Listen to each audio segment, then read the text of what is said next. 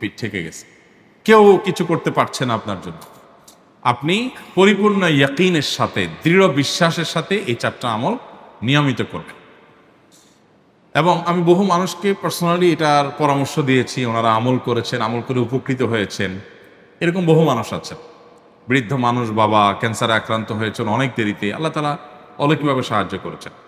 হ্যাঁ, কখনো যদি আল্লাহ তাআলা এই আমলগুলো করার পরও আমার বিপদ দূর না করেন, তাহলে হয় আমার আমলের মধ্যে কোনো ত্রুটি ছিল, অথবা আমার এই বিপদ দূর না হওয়ার মধ্যে আমার জন্য কোনো কল্যাণ নিহিত ছিল। আল্লাহ তাআলা আমার দোয়া কবুল করে যে উপকার হতো তার চাইতে বেটার কিছু হয়তো আমাকে দিবেন, এই ইয়াকিন একজন ইমানদারের থাকবে। সে 4টা আমলের 1 নম্বর হলো ইস্তেগফারের আমল। ইস্তেগফার, আপনি ফেঁসে গেছেন কোনো জায়গা, কোনো উপায় পাচ্ছেন না, আপনি ইস্তেগফার করতে থাকেন। আস্তাগফিরুল্লাহ ওয়া আতুবু ইলাইহি, আস্তাগফিরুল্লাহ ওয়া আতুবু ইলাইহি, আস্তাগফিরুল্লাহ ওয়া আতুবু ইলাইহি, আস্তাগফিরুল্লাহ, আস্তাগফিরুল্লাহ, আস্তাগফিরুল্লাহাল্লাযী লা ইলাহা ইল্লা হুয়াল হাইয়ুল কাইয়্যুম ওয়া আতুবু ইলাইহি ওয়া লা হাওলা ওয়া লা কুওয়াতা ইল্লা বিল্লাহ। আল্লাহুম্মা আনতা রাব্বী লা ইলাহা ইল্লা আনতা খালাকতানি ওয়া আনা আবদুকা ওয়া আনা আলা আহদিকা ওয়া ওয়া'দিকা মাস্তাতা'তু আউযু বিকা মিন শাররি মা সানা'তু আবুউ লাকা বিনি'মাতিকা আলাইয়া ওয়া আবুউ লাকা বিযামবি ফাগফির লি ফাইন্নাহু লা ইয়াগফিরুয যুনুবা ইল্লা আনতা। সাইয়্যিদুল ইস্তিগফার। এভাবে যে কোনো ইস্তেগফার করতে থাকেন, আপনি বেশি বেশি করে আল্লাহর কাছে ইস্তেগফার, ক্ষমা প্রার্থনা করতে থাকেন, খুব বেশি। আপনার 2 ঠোঁটে অনবরত আপনি চাইতে থাকেন আল্লাহর কাছে ক্ষমা। এই ইস্তেগফার সম্পর্কে নবী করিম সাল্লাল্লাহু আলাইহি ওয়াসাল্লাম বলেছেন, মাল্লাজিমাল ইস্তেগফার, যে ব্যক্তি ইস্তেগফারকে আঁকড়ে ধরবে, আঁকড়ে ধরা মানে কি, এটা ছাড়বে না, সে পড়তেই থাকবে অনবরত। টয়লেটে যাওয়ার সময়টা, ঘুমের সময়টা, খাওয়ার সময়টা বাদে, অবসর নামাজের সময়টা বাদে, ওকে সারাক্ষণ সে ইস্তেগফার পড়বে। এরকম যদি কেউ করে, আল্লাহ রাব্বুল আলামিন জাআলাল্লাহু লাহু মিন কুল্লি হাম্মিন ফারাজা ওয়া মিন কুল্লি যায়কিন মাখরাজা, সকল পেরেশানি থেকে, সকল টেনশন থেকে বের হওয়ার পথ আল্লাহ তাআলা অলৌকিকভাবে তার জন্য আবিষ্কার করে দিবেন। এবং আমি আমার জীবনে যেটা বলেছিলাম, বিস্তারিত বলতে চাই না, এরকম পরিস্থিতি আসছে যে চোখের সামনে কোনো আপাতত রক্ষার কোনো পথ আর খোলা নেই, এমন ভয়াবহ বিপদ। ইস্তেগফার করতে করতে এমনভাবে আল্লাহ তাআলা সাহায্য করেছেন যে এটা কল্পনা করলেও মনে হয় যে স্বপ্নের মতো। কিভাবে এখন এই লোক এই জায়গায় আসলো আমার সাহায্যের জন্য, এই লোক তো এটা আমি এই জায়গায় আসার কথা না, ঠিক উনি এসে হাজির হয়ে গেলেন এবং উপকারটা, আমার সমাধানটা হয়ে গেল সমস্যা। তো আলহামদুলিল্লাহ, বহুবার আমি পরীক্ষা করেছি, আর আমার পরীক্ষার 2 পয়সার দাম নাই। হাদিসে বলা আছে, গ্যারান্টি দেওয়া আছে, আমার পরীক্ষা করলেই কি না করলেই। তাহলে একটা আমল হলো কি, ইস্তেগফার।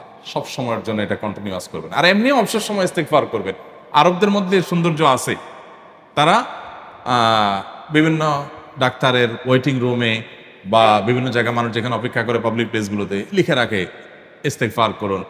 আপনার হাইওয়েগুলোর পাশে লেখা থাকে ইস্তেগফার করুন, এবং তারা আসলে একটু পরপর দেখা যায় ইস্তেগফার করে।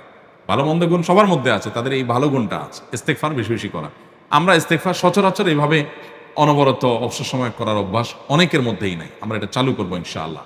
বিশেষ করে যখন কোনো সমস্যা হবে, তখন ইস্তেগফার চলতে থাকবে মুখে অনবরত।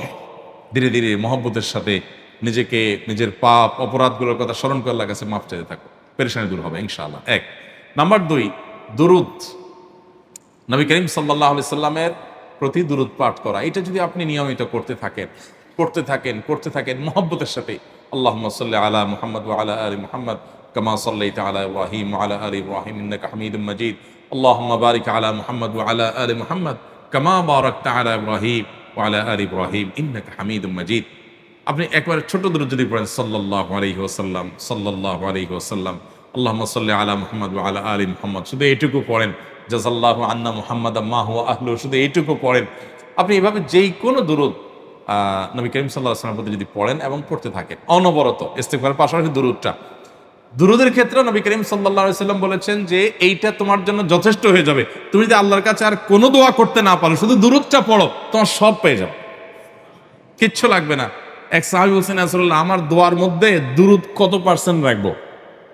আমি তো আমার অনেক কিছু আল্লাহর কাছে চাইবো, দুরূদ মানে তো নবীজির জন্য দোয়া, মানে আমার জন্য তো আমি দোয়া করবো, আপনার জন্য দোয়া কত % করবো? 1/3, 1/4, তারপরে হাফ, এবার বিভিন্ন পার্সেন্টেজ বলছিলেন তিনি। নবী করিম সাল্লাল্লাহু আলাইহি ওয়াসাল্লাম বলেছেন যে হ্যাঁ, এর বেশি করতে পারলে আরো ভালো, আরো ভালো।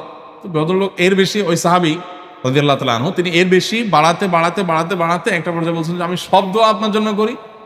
নবী করিম সাল্লাল্লাহু আলাইহি ওয়াসাল্লাম বলেছেন, তাহলে তোমার আর কোনো দোয়াই করতে হবে না, এর মধ্যে সব দোয়া চলে আসবে।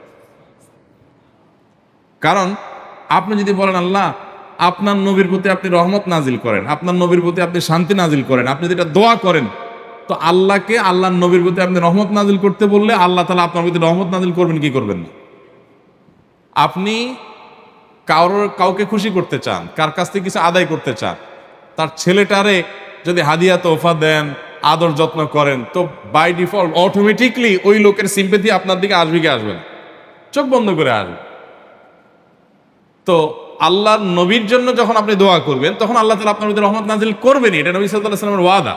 যে কোনো পেরেশানি, তিনি আরো বলেছেন যদি কেউ দুরূদের আমল করে নিয়মিত, আল্লাহ রাব্বুল আলামিন তার সকল পেরেশানির জন্য যথেষ্ট করে দিবেন। এই আমলটাকে সবগুলো দূর করার জন্য যথেষ্ট হয়ে যাবে।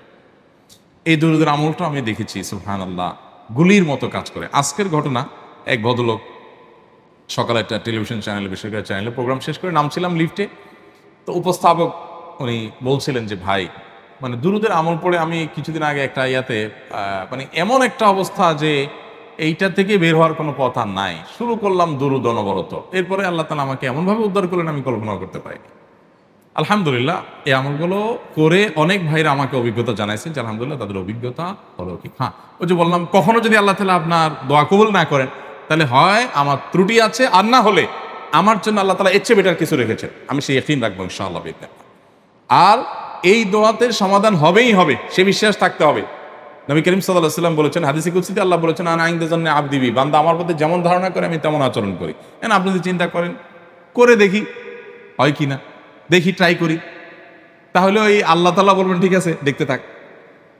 আপনি যদি ইয়াকিন করেন যে না নবী করিম সাল্লাল্লাহু আলাইহি ওয়াসাল্লাম যে বলেছেন অতএব সেটা হবেই, আর আল্লাহ রাব্বুল আলামিনের কাছে আমি ওইভাবেই চাবো যে আল্লাহ দিবেনই, আমি নিয়েই ছাড়বো, ইনশাআল্লাহ গুলি মিস হতে পারে, আপনার দোয়া মিস হবে না। ওই ইয়াকিন, ওই ঈমান আমার মধ্যে আনতে হবে, চেষ্টা করবো তো ইনশাআল্লাহ। তাহলে দুইটা আমল হলো, ইস্তেগফার আর দুরূদ। 3 নম্বর আরেকটা আমল হলো দোয়া ইউনুস।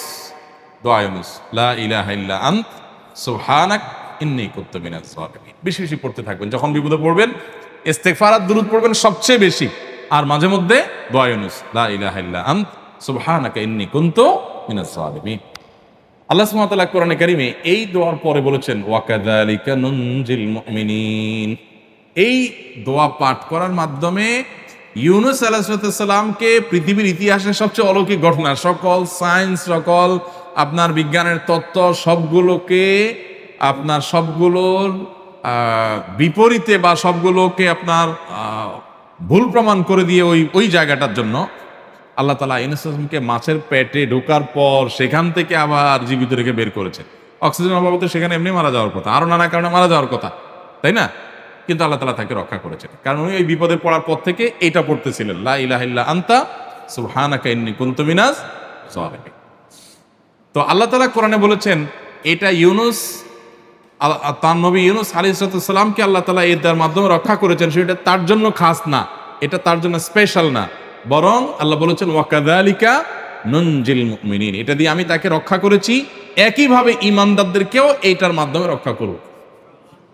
এটা বড় অস্ত্র পেয়ে গেলাম, দোয়া ইউনুস বেশি বেশি করবো ইনশাআল্লাহ, লা ইলাহা ইল্লা আনতা সুবহানাকা ইন্নী।